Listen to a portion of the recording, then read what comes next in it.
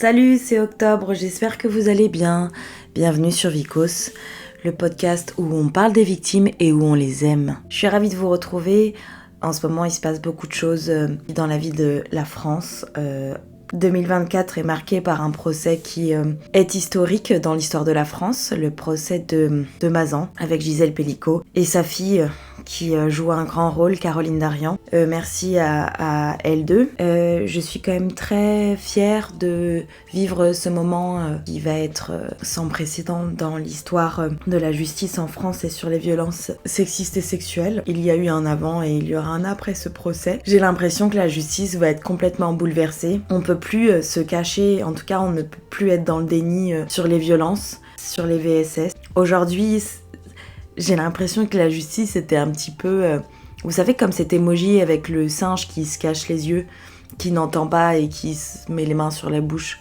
Et ben c'est exactement ça. J'ai l'impression que t'es vraiment... on met ça sous le tapis, on fait du mieux qu'on peut à chaque fois qu'on a des affaires à régler, mais on n'affronte pas la réalité qui est que les VSS sont partout, tout le temps, et tous les cas sont exceptionnellement difficiles à juger parce que les agresseurs et les agresseuses ne sont pas à l'image de notre imagination. C'est-à-dire, une agression, ça peut être un mari, ça peut être le petit copain, ça peut être le cousin, ça peut être le frère, ça peut être des gens très gentils dans la réalité. C'est pas une ruelle sombre, obligatoirement, avec une jeune fille en blanc et un homme monstrueux qui n'a pas d'âme et qui n'est pas humain et qui l'agresse.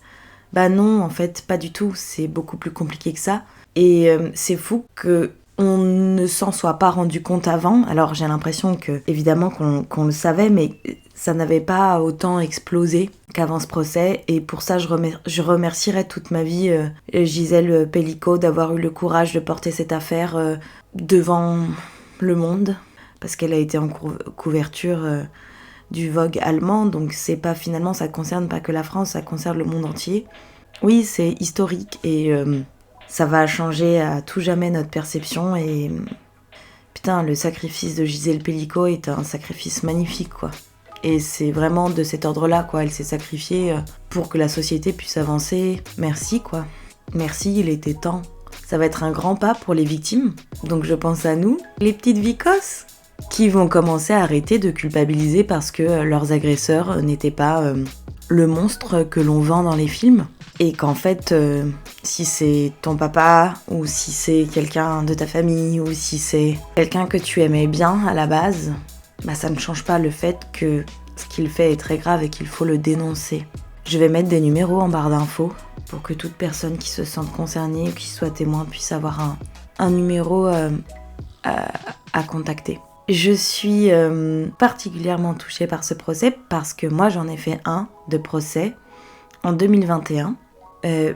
J'ai fait un procès à un homme qui m'a agressée quand j'étais petite, quand j'avais 12 ans. Et j'ai porté plainte en 2020. Donc il m'a fallu 15 ans pour porter plainte. Et j'ai porté plainte parce que ce monsieur qui m'a agressée, qui s'appelle Nicolas, m'a recontacté. En fait, il m'a agressée il y a 15 ans. Puis il est allé 12 ans en prison. Moi, je ne le savais pas, je n'avais pas de nouvelles de lui, évidemment. Et puis... il est sorti de prison en 2020 et la première chose qu'il a fait, c'est me recontacter en trouvant mon numéro sur internet. Comme je suis comédienne dans la vie, je suis assez repérable et traçable. Quand on tape mon nom sur internet, on a facilement accès à des données. Je ne m'étais pas rendu compte qu'on pouvait avoir mon numéro de téléphone. Rassurez-vous, il a largement été supprimé. Mais voilà, c'est comme ça qu'il retrouve mon numéro et qu'il me contacte en 2020, juste avant le Covid. Merci Nicolas. J'étais de bonne humeur pendant le Covid. Et je me rappellerai toute ma vie de cet appel. Quand on est comédienne ou qu'on travaille dans le théâtre, on a l'habitude d'être appelé toute la journée par des numéros inconnus. Parce qu'il y a beaucoup de gens, comme on travaille en réseau, il y a pas mal de potes qui filent le numéro à quelqu'un. Et donc, c'est normal de répondre à un numéro qu'on ne connaît pas. Je précise ça pour anticiper les questions des gens qui disent « Mais enfin, répondre à des numéros inconnus, non ». Puis de toute façon, ça devrait pas être dangereux, en fait, de toute manière. Et donc, je vois un numéro inconnu qui m'appelle, et donc je réponds. Et quand j'ai entendu sa voix dans le téléphone, j'ai tout de suite su qui c'était. J'ai eu une seconde d'hésitation en me disant « Est-ce possible ?» Mais j'ai compris très vite. Et c'est fou parce que il a parlé tout de suite énormément, il m'a déballé sa vie. C'était un appel lunaire en fait. J'ai décroché, puis d'un coup il m'a dit c'est moi, et puis il m'a raconté sa vie.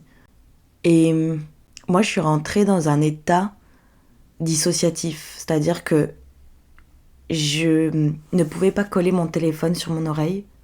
Ça me semblait trop proche, donc je l'avais mis en haut-parleur, je l'avais posé sur mon lit, et j'étais allongée à côté du téléphone et je l'écoutais parler. Mais j'étais là et pas là, enfin j'étais dans un état de choc qui était assez fou. Et pourquoi je l'ai laissé parler, pourquoi j'ai pas raccroché, pourquoi toutes ces questions-là qu'on m'a posées après, que la justice m'a posées, j'ai jamais vraiment su y répondre. Je ne sais pas. Je ne sais pas pourquoi je me suis rendue disponible pour cet homme. Je ne sais pas. Ce que je sais, c'est que je n'avais pas de plaisir à l'écouter. Enfin, j'étais curieuse, mais c'était extrêmement douloureux. J'avais mon cœur qui battait à 1000 à l'heure et je le laissais faire, et je pense qu'il y avait une partie de moi qui attendait de voir ce qui allait se passer. J'étais très curieuse de pourquoi il m'appelait, et je me demandais, c'était ma grande question, si on allait aborder ce sujet, puisque finalement on n'en avait jamais parlé de mon agression. Et il m'a lancé des perches pendant cette conversation que je n'ai pas saisies, et j'ai compris tout de suite qu'il voulait parler de ça. Mais il y avait un endroit de moi qui ne supportait pas l'idée qu'il revienne dans ma vie et qu'il décide de me parler d'une agression d'il y a 15 ans, alors que moi j'en avais jamais parlé, et qu'il me décide de m'en parler. Je trouvais ça beaucoup trop violent. C'est pas à lui de décider quand est-ce qu'on peut ressortir ça du placard. Moi, mon placard, je l'ai verrouillé, je l'ai profondément mis dans une malle très loin au fin fond de mon cerveau. C'est pas toi qui déboule dans ma vie et qui me dit vas-y, maintenant on en reparle. Je trouve ça... Alors, je vous dis ça avec le recul. Sur l'instant, j'étais impossible de processer cette information. Je sais juste que je n'ai pas relevé les perches qui me tendaient pour me dire hey, tu te souviens de... Non, j'ai juste fait semblant de rien. J'ai dit que je me souvenais pas, etc. Je pense que je me préparais psychologiquement à en parler. Mais je voulais que ça se fasse dans ma temporalité. De toute façon, il m'avait déjà... on était déjà dans un rapport de domination où il m'avait agressé plusieurs fois quand j'étais enfant.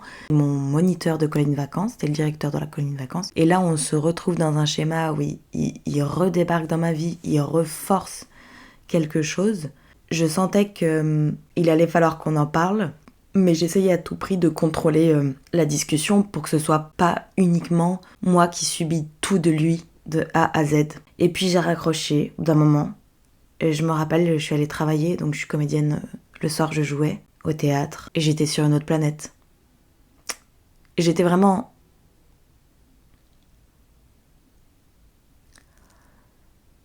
C'était fou. J'étais absente, complètement. Et puis, il a commencé à m'envoyer des messages, beaucoup de messages. Il m'a demandé qu'on se rappelle. Et on s'est rappelé plusieurs fois. Dans la semaine, je me rappelle que ces appels, ça a duré une semaine. Il me rappelait et puis il me racontait qu'il était malheureux, qu'il avait envie de mourir, qu'il voulait se suicider. Et donc, quand je répondais pas au téléphone, il me forçait à... il me faisait du chantage au suicide. C'est fou parce que ce gars, il avait, je sais pas quel âge il a, mais en 2020, il devait avoir 45 ans à peu près. Et du coup, il sortait de prison, il était chez ses parents. Et il me faisait pitié. Sa vie me faisait pitié. Il m'a raconté aussi pourquoi il est allé en prison. Ça, c'est pareil, il m'a complètement imposé son histoire. Et c'était trop tard, c'est-à-dire que il m'a pas dit « Attention, spoiler alert, je vais te raconter mon histoire ». Non, il m'a balancé son histoire. Et c'est là que j'ai su qu'il était pédophile. Un pédocriminel terrible. Et donc nous voici en 2020, avec ce gars qui m'appelait et qui me parlait, et qui m'envoyait des SMS, qui m'envoyait des photos de là où il vivait. Et moi, je répondais à ces messages. Et encore une fois, vous allez sûrement penser, mais pourquoi ? Et d'ailleurs, cette question m'a été posée pendant l'enquête de la procureure. Pourquoi ? Pourquoi vous répondiez ? Quand on a été victime, j'ai l'impression qu'on cherche des réponses toute notre vie. Des réponses pour soi, avec soi, mais aussi des réponses de l'autre. Et le problème des victimes, c'est qu'il y a souvent un grand vide à l'intérieur, et on va passer notre vie à essayer de le remplir ou à essayer de reconstruire, de réparer, de soigner. Mais c'est très particulier la relation avec l'agresseur. On parle du syndrome de Stockholm, les victimes qui tombent amoureuses de l'agresseur. Oui, je le comprends de ouf, et c'est pas du tout mon cas. J'ai pas le syndrome de Stockholm, mais il y a quand même un rapport où, particulièrement quand on est enfant, quand on se fait agresser très petite, l'enfant il comprend très vite que ce qui se passe c'est grave, mais il veut protéger, il veut pas qu'on s'inquiète. C'est pour ça qu'il se tait. C'est parce qu'il veut pas fâcher ses parents. Et il veut pas que ses parents soient tristes, soient fâchés. C'est pour ça qu'un enfant se tait. Parce qu'il veut protéger. Il a pas la notion de lui-même. Moi, je me suis tue pour ma famille. Parce que je voulais pas que mon père et ma mère soient tristes ou soient fâchés. D'abord fâchés contre moi. Enfin, est-ce que c'est d'abord fâchés contre moi ? Fâchés entre eux, je voulais pas qu'ils se fâchent entre eux. Je voulais pas qu'ils se fâchent contre moi. Je voulais pas qu'ils se fâchent contre l'adulte. En fait, j'avais tellement peur de briser un silence, une sensation d'équilibre. Et adulte, ça continue et c'est quelque chose que la vicose se traînera toute sa vie. Cette peur de dire et de prendre le risque de briser un silence ou un équilibre. Et c'était pareil pour au téléphone, en fait, j'avais peur de lui faire de la peine. J'avais peur de, si je lui réponds pas, j'avais peur de lui faire de la peine, j'étais inquiète de... C'est fou comme quand on est une vicose, on n'a jamais peur pour soi. Enfin, il y a un endroit où c'est trop tard, c'est fucked up, mais on a peur, vraiment peur pour les autres. Qu'ils aient de la peine, qu'ils soient tristes, qu'ils soient fâchés, c'est fou, non ? Ça me fascine toujours, ces mécanismes-là. Et puis...